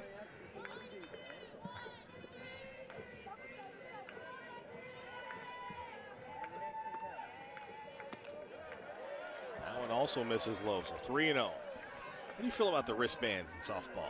I wish we would have had them because there's so much more information that you can have. Yeah. When I was playing, it was just the signals. You had to know what they were. You didn't get to check and make sure that you got it right. So if you're watching the baseball and softball games, that one catches the top half of the zone. You'll hear that. You can hear them here. People yelling out a combination of 3 numbers. Right. Obviously, that correlates with something on the wristband. We've seen it at baseball and obviously softball all week. I'll have to ask Jenny Parsons next year if she'll let me take a look at one. That one lifted left field. That one's going to split the defenders for Booneville and get all the way to the fence. It's going to be a long single as the Lady Bearcats do a nice job of getting that back in on the infield. So Limley held to a loud single that rattled off the chain link in left center here at Ferris Field. If Atkins does not score in this inning, we'll be taking a look at the defensive play, but that's a really great swing. Ball low in the zone. And Lemley does a nice job keeping the bat on the plane as she's coming through, able to make solid contact with that. But the defensive play out in left center field to keep Lemley at first base, that could be a huge difference maker because that is so much more difficult to get a runner in from first than it is from second. Duvall's attempt at a bunt missed there. She's down in the count 0-1. Serenity grounded out to short in her first plate appearance. That was a big turn, though, by Limley at first. And she saw the nice relay throw in from the outfield and decided better of it. Don't make the first out of the inning at second base. Exactly. As a base runner, it's a smarter decision to hold up and make sure that you're safe. That bump popped up right back to the pitcher, and now the third baseman comes over, and Swint makes the play. So Duvall can't get the bunt down. That's the first out of the inning. Franklin doing a good job to pitching to a sacrifice situation. Duvall everyone knows that she's going to square and sacrifice, so the ball stays up in the zone. And just the barrel drop at the last seconds, that's the difference. When you are sacrificing, keep the barrel level at the top of the zone, push it down to the ground. Anytime that barrel starts to drop, you're in trouble as a batter. Almost looked like she tried to kind of chop at it too, which is you're going to lose a little control over the head of the bat there, and it might cause you not to be able to get the bunt down. Bobby, you and I have talked multiple times throughout this state championship weekend that bunting seems to be at times a lost art. It is. It's not quite as glamorous as the walk around the bases with a home run. Listen, softball comes down to doing the unglamorous things right. It's same principle in basketball. You have to do somebody who's going to do the dirty work, and it's oftentimes the little things that go unspoken that make the difference and end up getting you wins. Libby May sends one out to right. And this one tracking to the right field line is Carmen Kent, and she makes the play. So the leadoff hitter for Atkins is retired, and now we have 2 down. A nice job by Kent to move to her left and make the play near the foul line. May catches the ball deep in the zone, just underneath it a little bit, but a good job by Kent to track that ball down. It was slicing and moving away towards the right center or the right field corner. So 2 outs for McKinley Kaufman. She's been first pitch swinging in both of her at-bats. Changes here on the changeup. Lexi Franklin might have recognized that as well. The third time through the order is typically where you see both batters and pitchers make the most adjustments because they've both gotten comfortable with one another. Kaufman's had a really productive day so far. Single in the first, a triple in the third. She came around to score on that RBI triple later. She's doing her job as expected. .388 average on the season. Swinging there, sends that one to third. Throw across the diamond by Swintz. Gets the out. A 1-2-3 inning, which has been rare today, but Booneville records it there. And the Lady Bearcats have a 4-3 lead as we've completed 4 innings of play. You're watching the Centennial Bank State Softball Championship on Arkansas PBS Sports. This month on Arkansas PBS. The more time I spend in nature, I realize how fragile everything is. Give nature a chance and it'll come right back. That's what we're asking for, is to give the right world a chance. The mystery ship thought Titanic would not sink. How could any ship leave a ship, especially of Titanic size, in distress? Only on Arkansas PBS. Can you see her greatness? When you attend her games, when you cheer her on, or when you participate in any way, you support your community and make it better, and you will see her greatness. Join us as we pledge to increase the visibility of women's sports in our communities. It makes a difference when we all are involved. At Everett Buick GMC, we proudly support our local female athletes and encourage you to do the same. See her greatness. We never gonna stop.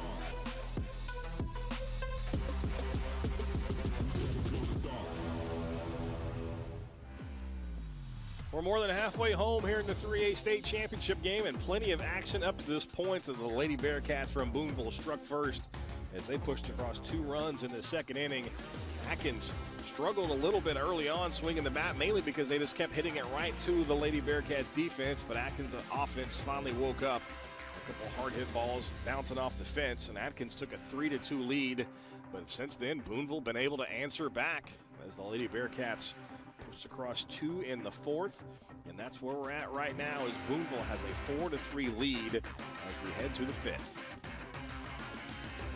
Lady Bearcats getting it done and responding when they needed to. And this one feeling like it's going to come out down to maybe the last round of at-bats, as this has really been a pound-for-pound fight throughout this entire game. Carmen Kent going to lead things off.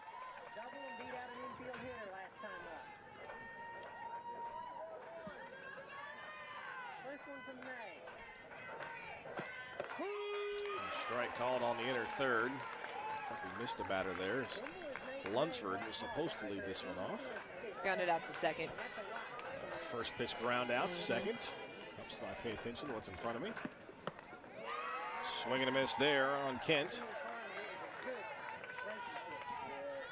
Well, the best thing for May in this inning is to be able to work quickly and get Atkins back into the dugout. First pitch outs will definitely work in her favor. No doubt about that. Swing and a miss. And quickly, just like that, 4 pitches into it, 2 outs here in the 5th. And now that you're starting to get down to your final 9 outs, the final 3 innings, of course, every pitch, every run matters. So Atkins wants to keep that deficit at just a run. So crucial is the defensive play here as you get later into the innings in a 1-run game. There's Presley Walker, center fielder. Allen catches the inner corner. So 5 pitches this inning, all 5 have gone for strikes. You can see that she's deliberate. She's going to work, not wasting any time, any motion. Gets the signal and toes the rubber and goes to work. Swing and a miss. Walker 220 average on the season, 3 RBIs.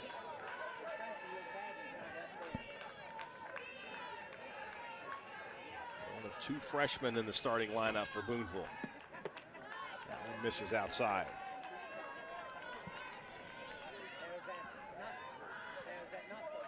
Two freshmen and 3 sophomores in the starting lineup for this Booneville squad. It's called being ahead of schedule for a program. Swing and a miss, and quick inning there for Atkins. Ground out and a pair of strikeouts. Booneville goes in order. Top half of the 5th. Lady Red Devils coming up. You're watching the Centennial Bank State Softball Championship on Arkansas PBS Sports.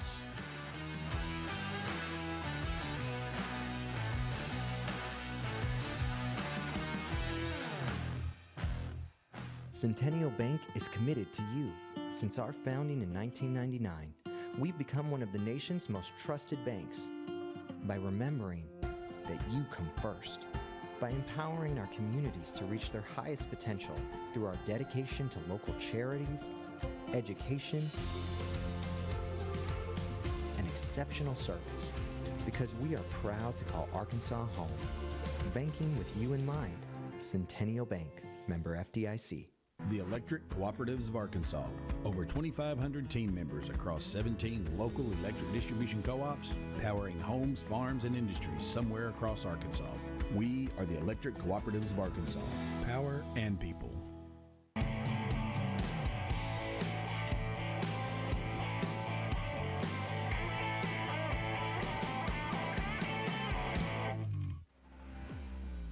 Special thank you to the University of Central Arkansas for their help setting up and hosting the event and broadcast this weekend. UCA Athletics, home to 19 NCAA Division I sports and over 450 student athletes who succeed on both the fields and the courts, as well as in the classroom. Visit UCAsports.com to learn more. UCA softball, which we're playing today, they need a win today. Took one on the chin yesterday in the opening round of the NCAA tournament. Bears going to go up against Long Island today at 2:30 over in Tuscaloosa, trying to extend their season. We heard from Mary Kate Brown, the former Atkins Red Devil. She's tuning in. First pitch swinging, lifted high and deep left center field. Ranging over is the center fielder Walker. She can't make the play, and that's going to be a stand-up double for Atkins, and the Lady Red Devils are in business. Huge leadoff double off of the bat of Adrian Henderson. Goes first pitch hunting. Look at where this pitch is. It is about knee-high. Beautiful contact. Gets the barrel behind it. You could tell that ball was well struck by the way that it came off of the bat, and Atkins needed a response here in the bottom of the 5th inning, getting short on outs. That is a big one. Now Lexi Gooden going to step in, the center fielder for the Red Devils. That one splits the heart of the plate. Gooden watches it go by. Gooden a 398 average on the season. That's team best. 13 doubles, 26 RBIs. Chased that one off the outside corner. Lifted over to the right side. And Carmen Kent ranges over to her right and makes the play. A case of Gooden just being overly aggressive. A changeup on the outer part of the plate. She's looking for something good to hit, but this pitch is not in Gooden's power spot. She makes the adjustment to the speed, but because of the location, she's not able to barrel it up well. As a hitter, and as these hitters continue to progress and learn, if the ball is not in your power zone, it's best, more than likely, to just take the strike. Don't try and go after it. So Kristen Flory now steps in. She's 1 for 2. RBI single back in the 3rd.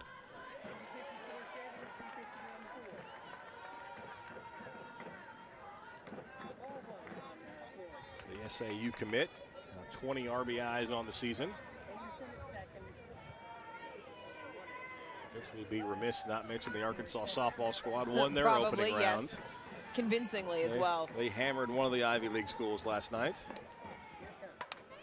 This one lofted in left side, shallow left field. Will be fielded by Layla Byram, the shortstop.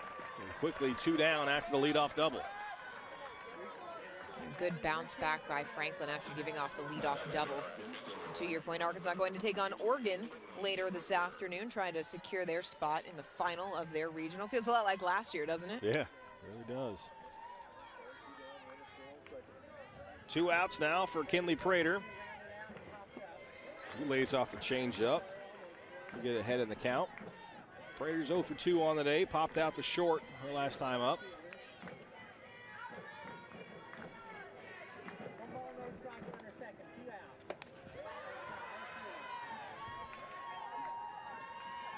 Atkins 24-7 on the season. In the championship game for the 2nd consecutive year. Fell to Ashdown a season ago. Trying to right that wrong this time around. 2-0 swing into right field, but right to Kent, who makes the play coming in, and now the side is retired. So we're through 5. Booneville leads at 4-3. Don't go anywhere. You're watching the Centennial Bank State Softball Championship on Arkansas PBS Sports. Hi, I'm Eric Gorgeous from A Craftsman's Legacy. Yeah, let's make it happen, man. All right, let's get to it. All right. Yeah, let's rock and roll. I like flames. I cannot stress enough how hot it is. That's beautiful. Show your love for Create and its commercial-free programming by becoming a member of your local public television station. Simply call the number below or visit createtv.com to make a donation. It's viewers like you that make Create possible. Thank you. For every moment, for every memory, from that first car to your first home, to your first child, and all the highs and lows that tomorrow might bring. For everything that matters most to you and your family, there's someone right around the corner dedicated to helping you protect what you love. Your local Farm Bureau Insurance agent. Farm Bureau Insurance. Real service, real people.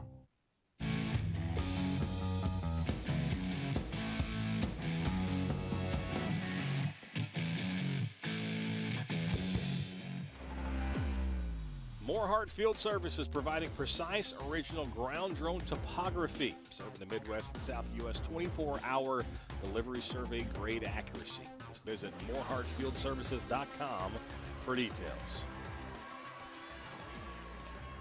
We have reached the 6th. Booneville leads at 4-3, and they're looking to add on to that advantage. Top of the order. Coming up. Byram takes strike one called on the outside corner. Fourth time through the lineup here for Booneville.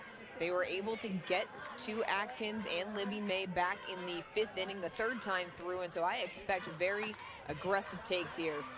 Chopper back to the pitcher, fielded well, and the plays made by May. The first out is recorded. The even number innings have been good to the Lady Bearcats, 2 in the 2nd, 2 in the 4th. Good contact from Byram, just right back up the middle. Timed it well, able to get on top. But a good job by May fielding her position. She's been able to work through Booneville in the last 2 innings quickly to be able to get Atkins back into the dugout. So that brings up Ellie Smith. She's first pitch swinging. That one lifted over left side, tracking towards the wall over there. And nice efforts by Serenity Duval, but the freshman cannot make the play. You know, really good effort over there by Duval. A lot more room here at Ferris Field than most of your high school fields. So Duval trying to track that ball down just out of her reach. Smith singled in the 3rd, reached on the fielder's choice in the 4th. He's 1 for 3 on the day. Stands a little farther off the plate than a lot of hitters we'll see this weekend as well.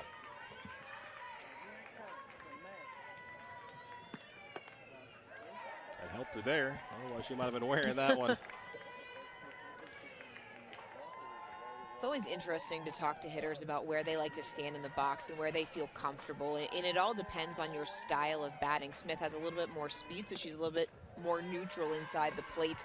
I was more of a power hitter. No one ever accused me of being fast. So I like to be in on the plate a little bit, up in the box, so I could catch balls early in the zone, get a little bit more of that launch angle, and come around the ball. I was a dead pull hitter. I didn't hit very well to right field. I can tell you how to do it.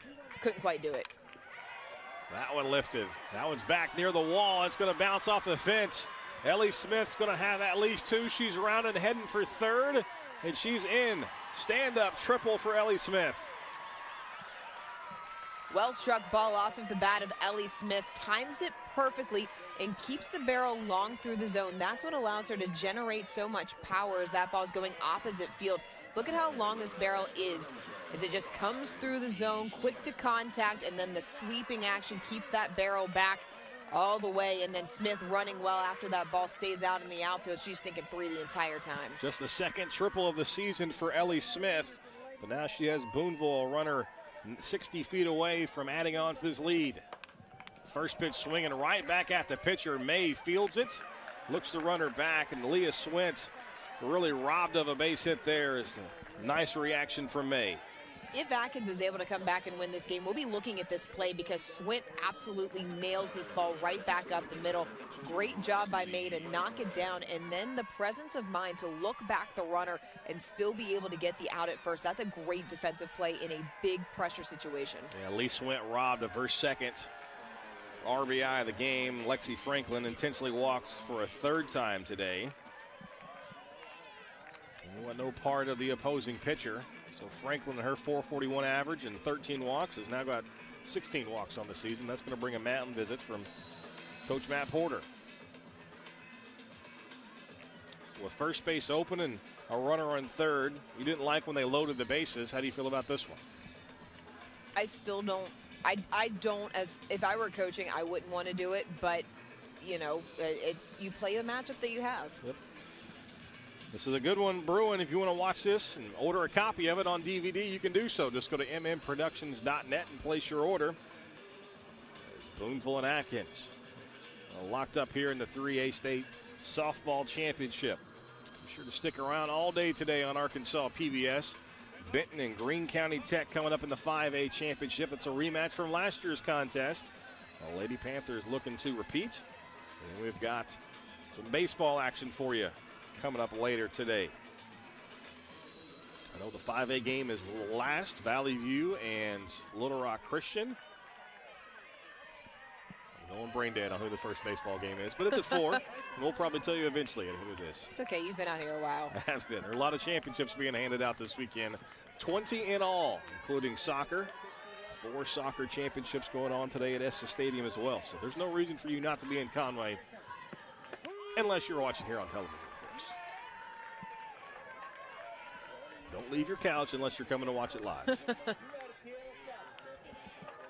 Ronnie Tillery now steps up to the plate. She's 0 for 2 with a walk. Drew a bases-loaded walk in the 4th. Tillery waits on that changeup, watches it go by low. It's 1-1.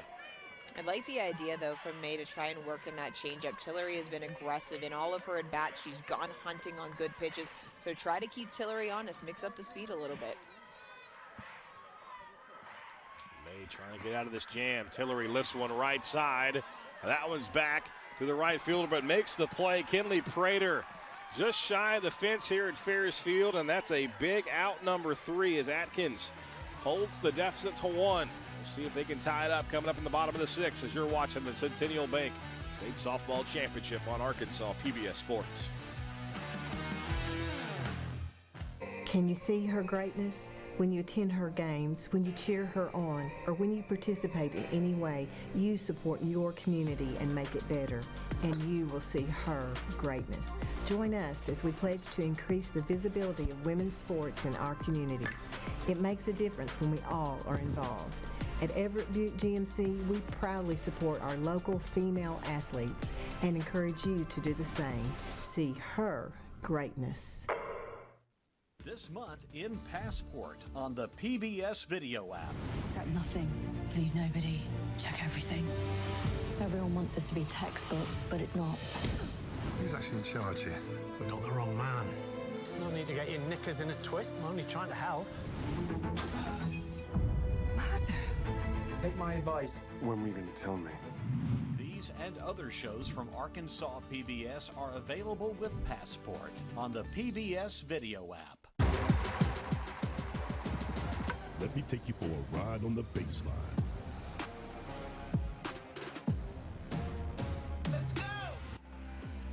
Special thank you to Conway Corp for their help setting up the event and the broadcast this weekend.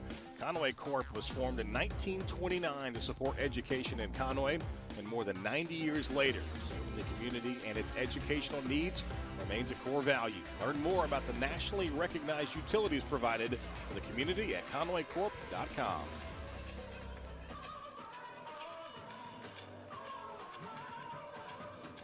7, 8, and 9 coming up for the Atkins Lady Red Devils as they trail it here in the 3A state championship game, 4-3. So it's Coffin, Limley, and Duval. Maven 0 for 1 on the day, drew a walk in the 2nd, flied out to center in the 3rd. That one fouled off her foot in the box, and we'll reset and do it again. Brought it up in the break, Dorian. That's Atkins has not been retired in order at all at this point today. Had a base runner in every inning. He's got to find a way to stretch it, put together a few of those now. And so far, Atkins with 6 runners left on base. As Coffin lines out to short. That's Dorian Kraft. I'm Bobby Swafford. Thanks for tuning in today for softball championship number 5 of the weekend. Atkins continues to hit the ball hard. That's the 3rd or 4th line drive out that they've hit directly at somebody on Booneville's defense. And again, it just goes back to it's a matter of time, but right now Atkins running out of outs. And so continue to put the ball and play hard is the only thing they can do. That one fouled away by Alyssa Limley.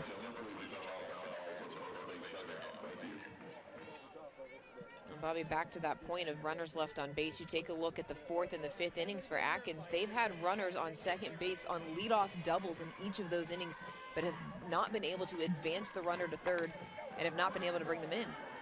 This one could be trouble down the right field line, but that one's going to say just foul as it ticked off the glove, I believe, of Carmen Kent, the right fielder ranging in. Could not make the play. Atkins has been retired in 7 of their last 8 at-bats. So maybe settling down a little bit is Lexi Franklin, the junior pitcher from Booneville. A really good effort there from Kent, Parrish, and Smith, all going after the tweener. Gives me nightmares. We used to practice those. Dislocated a rib going after one of those. That one up and out of the zone. Tried to get her to expand. Well, Limley holds off. Good patience there from Lemley. You have to know as the batter the situation. You have to get base runners if you're Atkins. And so if you're the Red Devils inside the box, you can't afford to go after something that's not a strike. 1-2 pitch. Dives in on the hands, does not get the call, so it evens up the count at 2 apiece. That's a good pitch, but it has not been called a strike throughout the course of this game. It's been a consistent zone, Bobby, as you pointed out earlier in that portion of the plate today. Just not a called strike. So here's the 2-2 to Limley. She lifts one again down the right field line. That one's going to get out of play, though, so we'll reset.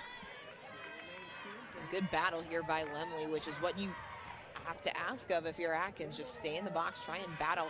Foul off a bunch of pitches, maybe you can work a walk, because base runners are exactly what Atkins need. Time is not your friend in this situation. This one chopped out to short. Byron makes the throw and retires Limley for the second out of the inning. Booneville doing what they need to do. Balls are in play from Atkins. Booneville playing solid defense. Another ground ball over to Byram. Fields it cleanly. Just a little bit out in front on top of that pitch was Lemley. Byram fields it. Strong throw over to first in time. So now steps Serenity Duval with 2 outs here in the bottom of the 6th. 0 for 2. Ground out to short. She popped out to third. This is there.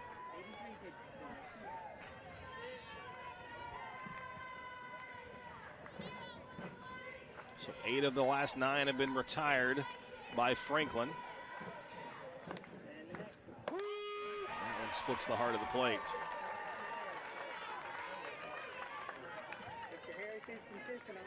Sometimes it just takes you a little longer to settle in, but it really seems like the Booneville pitcher has done just that. 226 strikeouts on the season. Not a lot of punch-outs today. Their defense has done an admirable job behind her. Lexi Franklin continues to look like she is getting stronger as this game goes on. And very comfortable, especially pitching with runners on base, has been comfortable and unfazed when Atkins scores runs. And so, you know, very calm inside the circle, which is exactly what you want out of your starting pitcher. Franklin struck out 2 batters in the first, and that's the only 2 she struck out all day. This one lifted right side, and that one's going to drop right in front of the center fielder. So Serenity Duval has her first hit of the contest, and again, Atkins has a runner on base. All you need sometimes is a bloop and a blast. Atkins comes through with the 2-out bloop. Good piece of hitting here from Duval. It's a ball on the outer part of the plate, doesn't try to do too much, just barrels up and makes solid contact. Watches the ball all the way to contact as well. That's a big piece of hitting that typically gets overlooked because it seems routine. But a good job by Duval just getting on base when her team needs her to the most. And that flips the lineup back to the top of the order for Atkins and Libby May. She doubled, came around to score in the third. All 3 of Atkins' runs came in the third.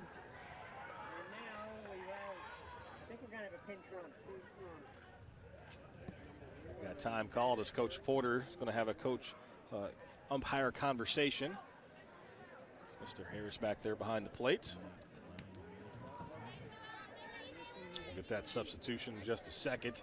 If you love seeing these televised high school state championship games, please consider making a gift to Arkansas PBS today.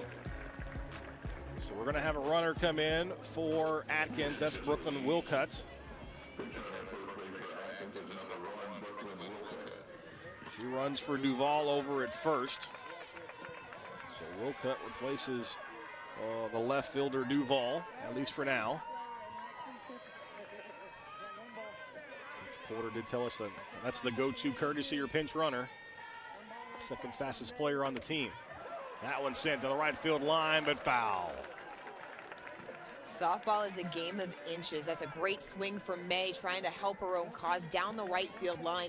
And with the pinch runner that's in on first, Atkins would have been looking to try and push that run around. Yeah, that likely would have tied the game as it ball kind of bounced around in the corner, but lands just foul, so allowed strike number 1 to Libby May. Trying to take a little off there. Did Franklin. Sails out of the zone. I'm not surprised that Franklin tried to go to the changeup there. May has timed the ball well all game long. Again, with pitchers, they tend to know the strike zone better as well, and so this is really a chess match here between the two.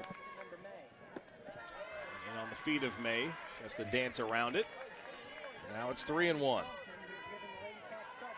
Certainly don't want to push that tying run in the scoring position with the free pass here, because the ever dangerous McKinley Kaufman would be next.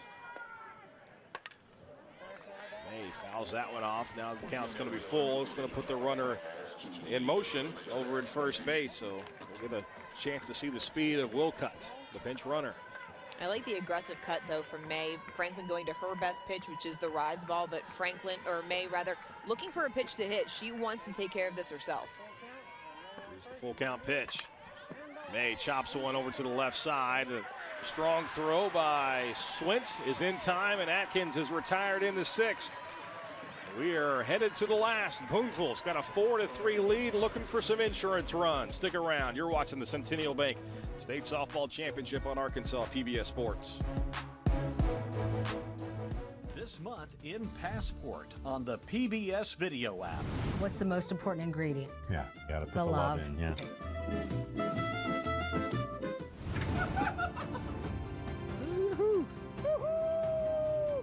Life on an island is all about balance, especially if you're a hula dancer and an avid hunter.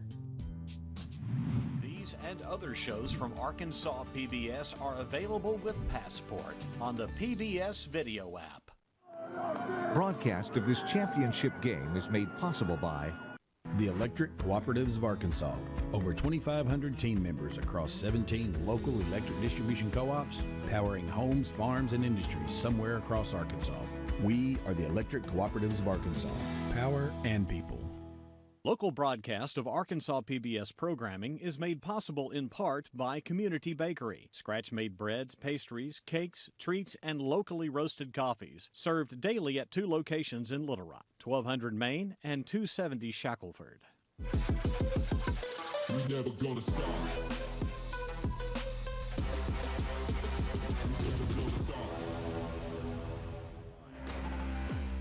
Special thank you to the Conway Chamber of Commerce for helping organize and set up the event and broadcast this week. Conway Chamber of Commerce, serving the Conway area business community since 1891. For more information, just visit conwaychamber.org. We have reached the 7th inning of play. Booneville clinging to a 4-3 lead. They're going to try to add to that as Cameron Parrish going to lead things off for the Lady Bearcats. She takes one up and away from Libby May. The pitch count's over 100 now for Libby May. 6 innings, 6 hits, 4 runs, 6 strikeouts, and 6 walks. You can see the trend there. Essentially giving up a hit, a walk every inning, but also striking out a batter. And to be fair, 3 of those walks have come via the intentional That's walk right. to Lexi Franklin. So I was always going to push the walk count up. The 2-0 swing put on it from Parrish right at the center fielder, though, and Lexi Gooden comes in a few steps and makes the play. Retires the leadoff hitter here in the 7th. Most important thing if you're Atkins is to be able to get out, get back into the dugout, try and tie this game up in the bottom of the 7th. Booneville needs to battle inside the box. They want to add some extra insurance here because 1 run doesn't feel like enough in this game that has been so back and forth. Here's Kylie Lunsford. She grounded out on a first pitch swinging in the 5th. And she's first pitch swinging again here. She's 0 for 3, but did reach on a fielder's choice and scored back in the 2nd.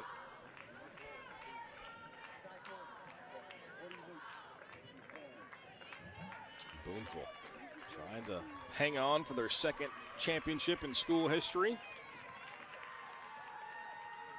19 years since they won the first one.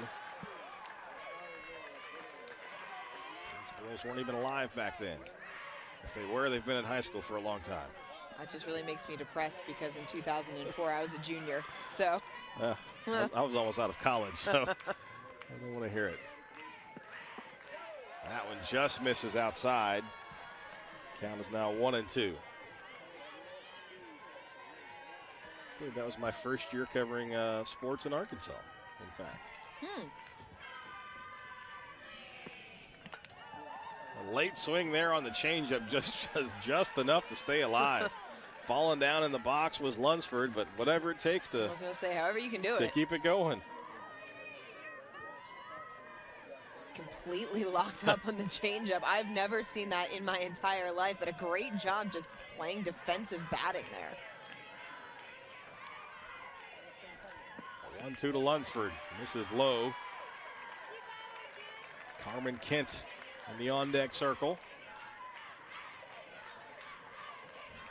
As Booneville clings to a 4-3 lead. You see the numbers for Libby May. That one sent out towards the second baseman, Henderson. She makes the play, the easy throw, and 2 down. A good job by Henderson just fielding her position. Again, it comes back to clean defense. It's all Atkins needs to do right now. 2 away in the top of the 7th. Get out of this inning. Looking ahead to the bottom of the 7th, it's going to be 2, 3, and 4 in the lineup for Atkins.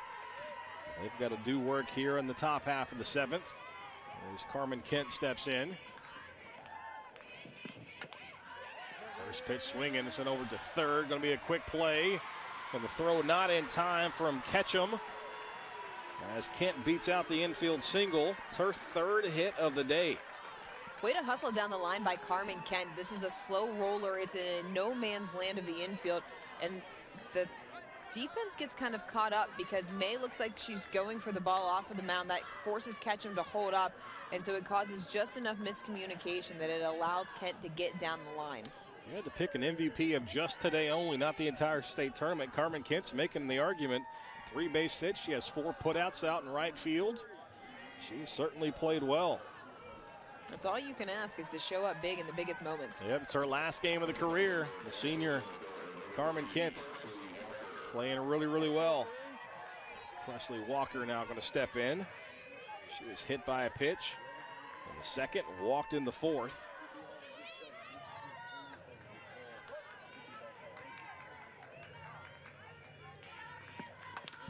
First pitch swinging right back to May. She makes a quick throw to first, and that's going to do it for the top half of the 7th as the single is stranded. But Booneville, they lead it 4-3. We're headed to the last in Atkins. Mount a rally. We'll find out next as you're watching the Centennial Bank State Softball Championship on Arkansas PBS Sports. It's prime time on your time. Get more of your primetime favorites each weekday starting at 1:30 following our PBS Kids programs. Catch up on all the programs you love, including Exploring Arkansas, Nature, Antiques Roadshow, Arkansas Week, British Favorites, Mysteries, and more, beginning at 1:30 p.m. Monday through Friday. See the full schedule and all the ways to watch at myarkansaspbs.org/watch.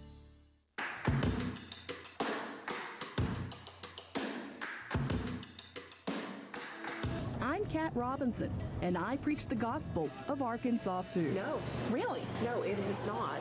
For more than a decade, I've been traveling the state. Good morning. Searching out our culinary roots and every great little restaurant and food story I can find.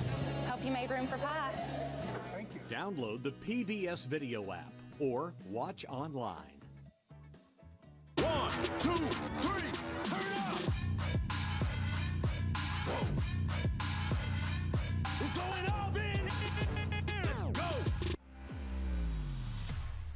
Be sure to check out youtube.com/Arkansas PBS next week as this championship game and all other state title games from this week will be put up. You can watch it over and over again.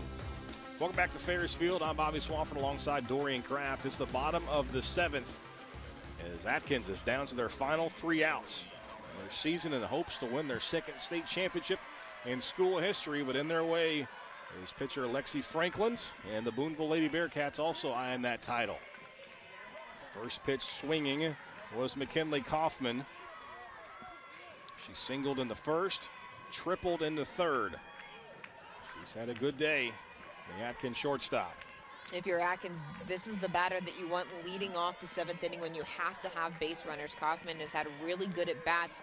Bobby, to your point, come away with a couple of key hits. Kaufman swings at that one, lifts it, got underneath it though just a little bit, right to the center fielder Walker. He comes in, makes the first out of the inning, a big out, as you mentioned, because Kaufman has been on fire with some really good swings today. Lexi Franklin has gotten a ton of flyouts in this game, and this is the reason why. Look at the contact point, just slightly underneath that ball, not keeping the hands high, driving it through. And as a batter in this situation, you're thinking in the back of your mind that you can tie this game with one swing, but you really have to focus on driving through the center. Adrian Henderson swings at the first pitch, but right at Lee Swint, the third baseman, and quickly to her down here in the 7th. That's a big second out. It's always the last out of a state championship game that is the toughest to get. If you can put away a batter on a single pitch, let some of that tension go a little bit. And now Lexi Gooden going to be stepping to the plate. Has to be a little bit patient here, and you can see the last bit of conversation that she's having with head coach Matt Porter, just talking through the nerves, because it can be so nerve-wracking to come up to the plate last in a state championship game. Here's the senior, Lexi Gooden, 398 average, 4 homers, 13 doubles. Leads the team in hitting. This is who you want up if you need to extend your season. Franklin. First one splits the heart of the plate. Gooden today walked in the third, struck out, and also has a fly out on the ledger. Gooden fouls that one straight back and quickly in an 0-2 hole. Well, Booneville faithful can be heard. They're used to having success. The Bearcat football team in the state championship game this year. The 0-2. That one up and out of the zone. The Booneville fans wanted it, but that one was the right call. You could have thrown that into the ocean and they would have thought it was a strike. And good patience, though, by Gooden to not be overly aggressive. I understand we're in Arkansas. That's how far outside the ocean it would have been. A 1-2. Again, up and out of the zone. Evens up the count at 2 apiece. The most important thing for Gooden is just stay patient. Don't try to get too aggressive. Don't try and tie this game with one swing. Lexi Franklin trying to go the distance in the circle for the Lady Bearcats. The 2-2. That one's chopped foul down the left field line. Gooden stays alive. Good battle here from Gooden. Gone after close pitches, made some good contact. She let the first one go just to calm those nerves a little bit. Hasn't expanded the zone. This is the kind of at bat that you want in this situation. Lexi versus Lexi here. Good versus good. That one just out of the zone. Now the count runs full.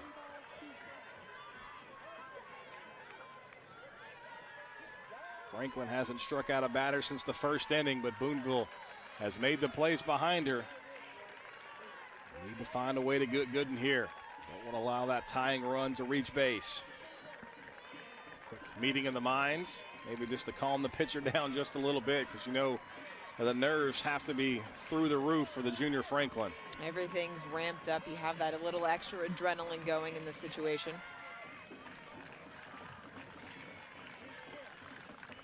The pitch swung and missed. The throw down to first is going to do it. And the Booneville Lady Bearcats have won the 3A state softball title. She got Gooden to chase one down out of the zone. And Booneville, for the second time, wins the crown. Credit to the Booneville Lady Bearcats. They responded when they needed to, made the most of their opportunities, and came through with timely hitting. At this time in the year, so much comes down to being able to get the timely hits. And then Lexi Franklin, a stellar job inside the circle late in the game, closing down Atkins, and Booneville catching fire at just the right time, running themselves all the way into a 3A state championship. Booneville have won 10 of their last 14, but the only one that matters is this one, as they topple Atkins for the 3A championship. trophy presentation coming up. Stick around. You're watching the 3A State Softball Championship on Arkansas PBS Sports. The Electric Cooperatives of Arkansas. Over 2,500 team members across 17 local electric distribution co-ops, powering homes, farms, and industries somewhere across Arkansas. We are the Electric Cooperatives of Arkansas. Power and people. Want to see even more Arkansas stories? Subscribe to Arkansas PBS on YouTube for original productions, extras from your favorite local programs, behind-the-scenes videos, and our exclusive coverage of high school sports. All available on demand and all Arkansas made. Don't miss out on more great Arkansas stories. Subscribe now.